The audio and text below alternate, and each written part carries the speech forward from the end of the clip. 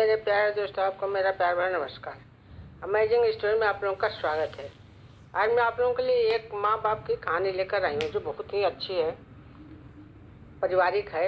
इसको आप लोग सुनिए और हमें कमेंट करके बताइए कि कैसा आप लोगों को लगा। विकास, तुम कब मेरी बात सुनोगे? आखिर मैं तुम्हारी पत्नी हूँ, तान्या ने गुस्से में विकास से कहा। विकास कुछ बिना बोले घर से बाहर निकल गया। अब ऐसा हर दिन होता था। तान्या अपनी सास शकुंतला की बहुत इज्जत करती थी, लेकिन शकुंतला हमेशा उसे नीचा दिखाने की कोशिश में लगी रहती थी। आज भी वही तान्या ने सुबह जल्दी उठकर नाश्ता बनाया। विकास को सूजी का हलवा बहुत पसंद था, इसलिए उसने नाश्ते के साथ हलवा भी बनाकर सभी को परोस दिया। उसके ससुर सुरेश जी ने शकुंतला को टोकते हुए कहा, ये क्या फिजूल खर्ची है, सुबह सुबह देसी घी का हलवा। शकुंतला ने तान्या को डांटते हुए पूछा, क्यों बहू, ये देसी घी क्या तेरे मायके से आया है?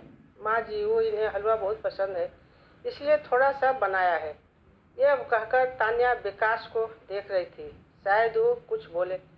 तभी शकुंतला ने कहा, मैं सब जानती हूँ बेटे, मेरे बेटे का बहाना करके खुद खाने का मन होगा। विकास चुपचाप नाश्ता करते रहे। तान्या की आंखों में आंसू छलक गए।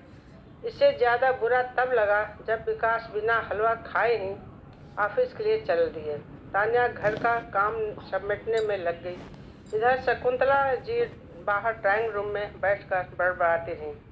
काम करके तान्या अपने कमरे में जाकर रोने लगी। कितने नाजों से पाला था उसे उसके पापा ने, उसे आज भी याद है। एक बार उसने गाजर का हलवा बनाने के लिए कहा था, लेकिन माँ ने सूजी का हलवा बना दिया था। पापा को जब यह पता लगा तो वे तुरंत बाजार गए, वहाँ से ढेर सारा गाजर का हलवा लाए थे और उस दिन बिना कहे 2-3 दिन में गाजर का हलवा बनने लगा। आज उसे सूजी का हलवा के लिए कितनी बातें सुनाई जा रही है। उससे गुस्सा सास ससुर पर नहीं, विकास पर था, जो कि कुछ नहीं बोल पाए। शाम को जब उसने विकास से शिकायत की तो बस इतना ही बोले, इस घर में केवल माँ की पसंद का खाना बनता है, आगे से मेरी पसंद का कुछ मत बनाना। तान्या ने विकास से बात करनी बंद कर दी। आखिर क्या कसूर था तान्या का? यही कि वह विकास से बहुत प्यार करती थी। इसी तरह कुछ दिन बीत गए। एक दिन तान्या ने शकुंतला से कहा, माँ जी, मैं अपने घर जाना चाहती हूँ कुछ दिन के लिए। अगर आप कहें तो आज ही चली जाऊँ। कई दिन पहले माँ का फ़ोन आया था, कह रही थी पापा की तबीयत ठीक नहीं है। शकुंतला जी वहाँ जब भी जाती है 1 सप्ताह से वापस नहीं आती। घर का काम कौन करेगा? तेरे ससुर और मेरा बेटा शाम को थके हार कर घर आएंगे, यहाँ उन्हें खाना भी नसीब नहीं होगा। मुझे तो चक्कर आ रहा है, मैं खाना नहीं बना सकती। जाना है तो 1 दिन के लिए चली जा। तान्या मन मार कर 1 दिन के लिए शहर पहुंच जाती है। वहां पहुंचकर उसे और भी आश्चर्य होता है। भाभी, मम्मी पापा कहाँ गए? तान्या ने घबराकर पूछा। उन दोनों को घर में मन नहीं लग रहा था, तीर्थ पर गए हैं, न जाने कब आएंगे। वैसे तुम कितने दिन के लिए आई हो? क्योंकि मुझे भी अपने पिहर जाना है। सुनीता के यह व्यवहार देखकर तान्या चौंक गई। क्या यही भाभी है जो उनसे खुद स्नेह जताती थी? तान्या सोफे पर बैठ गई, सोच रही थी, अच्छा, वो जो भैया ने मकान के पेपर साइन करा लिए थे, मैंने अपना हिस्सा छोड़ दिया था, शायद उसी साइन के लिए मेरे से प्यार जताया जा रहा था। तान्या उठकर खड़ी हो गई। भाभी, मुझे कुछ काम याद आ गया, मैं फिर आऊँगी, कहकर वह तेजी से घर से बाहर निकल गई। पीछे से गेट बंद होने की आवाज़ से वह समझ गई कि उसके जाने से भाभी को कोई खास फर्क नहीं पड़ा। भारी कदमों से चलते हुए मंदिर पहुंच गई, क्योंकि शाम से पहले यदि ससुराल जाती तो शकुंतला उससे कई सवाल करती। मंदिर में जाकर उसने भगवान के दर्शन किए, बस न कुछ मांगा न कुछ बोला। भगवान के चरणों में शीश नवाकर वह बाहर आकर बैठ गई। तभी सामने के पेड़ के नीचे उसे अपने माता पिता बैठे दिखाई दिए। भारी कदमों से चलते हुए मंदिर दिखाई दिया। तन्या भागकर उनके पास पहुंची। तन्या को देखकर उसकी माँ रोने लगी। बेटी, तू यहाँ कैसे? पापा ने पूछा। वो छोड़िए, बताइए आप यहाँ कैसे? आप तो तीर्थ यात्रा पर गए थे। तान्या का सर बांध टूट गया था। उसकी आंखों से आंसू बह रहे थे।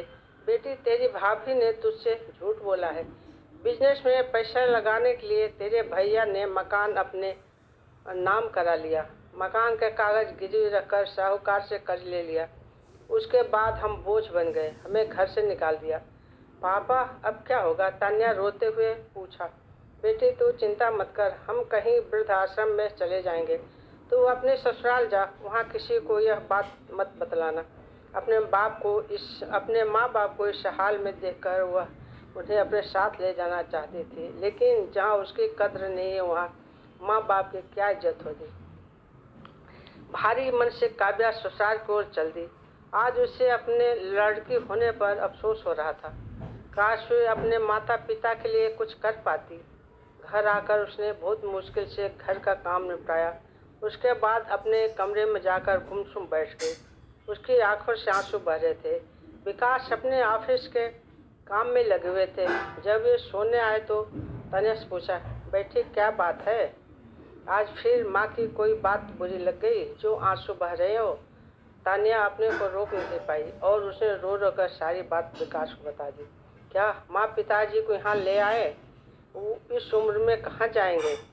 विकास कोई जवाब नहीं दिया और करवट लेकर सो गया।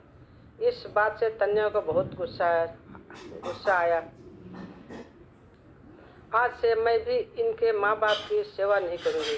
देखते हैं कौन इनकी सेवा करेगा। रोते रोते तन्या सो गई। 2-3 दिन बीत जाने पर उसकी चिंता बढ़ती जा रही थी।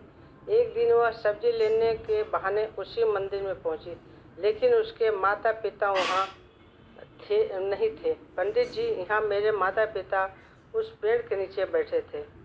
कई दिनों से उनका कुछ पता है। तुम्हारा नाम तान्या है क्या? पंडित जी के मुँह से अपना नाम सुनकर तन्या पूछा। जी हाँ, लेकिन आपको कैसे पता? तुम्हारे माता पिता ने यह पता दिया था और कहा था वे अब यहाँ रहते हैं। तान्या ने पता देखा, वह यहाँ से कुछ दूर का था। तान्या ने मंदिर के बाहर निकलकर ऑटो रिक्शा किया और उस पते पर पहुँच गई। दरवाज़ा खटखटाया तो एक लड़की निकल कर आई। यहाँ का पता मुझे पंडित जी ने दिया है, तान्या बोली। आप तन्या दीदी हो? अंदर आ जाओ। तन्या को कुछ समझ नहीं आया। वो अंदर गई तो देखा उसके माता पिता सोफे पर बैठे थे। तन्या उन्हें देखकर रोने लगी। बेटी, अब क्यों रो रही हो? हमें यह मकान मिल गया, तुम्हारे कारण मकान मिल गया। तन्या आश्चर्य से उनका चेहरा देखने लगी। लेकिन माँ, आप यहाँ कैसे? और ये लड़की कौन है? तब उनकी माँ ने कहा, बेटी तुझे याद है तेरी शादी के बाद तेरी सास ने 40 लाख की डिमांड की थी। दामाद जी को बिजनेस खोलना था, इसलिए तेरे पिता ने उनकी डिमांड पूरी कर दी थी, जिससे कि तू सुखी रहे। जब तू हमसे मिलने गई तो उसके अगले दिन दामाद जी आए। उन्होंने तेरे पापा के पैसे लौटा दिए, क्योंकि उन्होंने कोई बिजनेस शुरू नहीं किया था। तेरे पापा ने मना भी किया, लेकिन वे नहीं माने। उसके बाद उन्होंने प्रॉपर्टी डीलर से मिलकर 2 दिन में यह मकान खरीद दिया। साथ में 5 लाख रुपए बच गए। उन्होंने इस लड़की नौकरी पर रखवा दी जो हमारी केयर कर रही। लेकिन माँ, उन्होंने मुझे तो कुछ नहीं बताया। तन्या की आंखों से आंसू बह रहे थे। वह रोते हुए वहाँ से अपने घर आ गई। घर आकर वह सोच रही थी कि विकास कभी उसके लिए आवाज़ नहीं उठाई, लेकिन मेरे माता पिता के लिए इतना कर दिया जो कि कोई सगा बेटा भी नहीं कर सकता। रात को उसने विकास से पूछा, आपने ऐसा क्यों किया? अगर माँ जी को पता लग गया तो क्या होगा? विकास जवाब सुनकर तन्या रोने लगी। विकास कहा, जैसे तुम्हारे लिए माता पिता हैं वैसे ही मेरे लिए भी हैं वो माता पिता हैं। मैंने पैसे लेते समय ही सोच लिया था कि एक दिन ब्याज के साथ सारे पैसे लौटा दूंगा, लेकिन जब बिजनेस शुरू नहीं हो पाया तो मैं इन पैसों को अपने पास रखकर क्या करता। सही समय आने पर इंतज़ार कर रहा था। अगर मैं तुम्हारे माता पिता को अपने घर ले आता तो उनका आत्मसम्मान हर दिन उन्हें धिक्कारता। बेटी के घर वे रहना पसंद नहीं करते, ये आत्मसम्मान न हो इसलिए मैंने ये वो अपमानित न हो इसलिए मैंने ये सब किया। विकास, मुझे माफ़ कर दो। आज तक मैं तुम्हें गलत समझती रही। तभी पीछे खड़ी शकुंतला जी बोली, बेटी, वह पैसा हमने उधार लिया था, वो तुम्हारे पिता की अमानत थी। मैंने और अविनाश ने पहले ही फैसला किया था कि ब्याज के साथ तुम्हारे पैसे लौटा देंगे। चल अब सो जा, सुबह और नाश्ता टाइम पर नहीं बना तो अच्छा नहीं होगा। उनकी बात सुनकर तन्या, विकास और शकुंतला जी जोर जोर से हंसने लगे।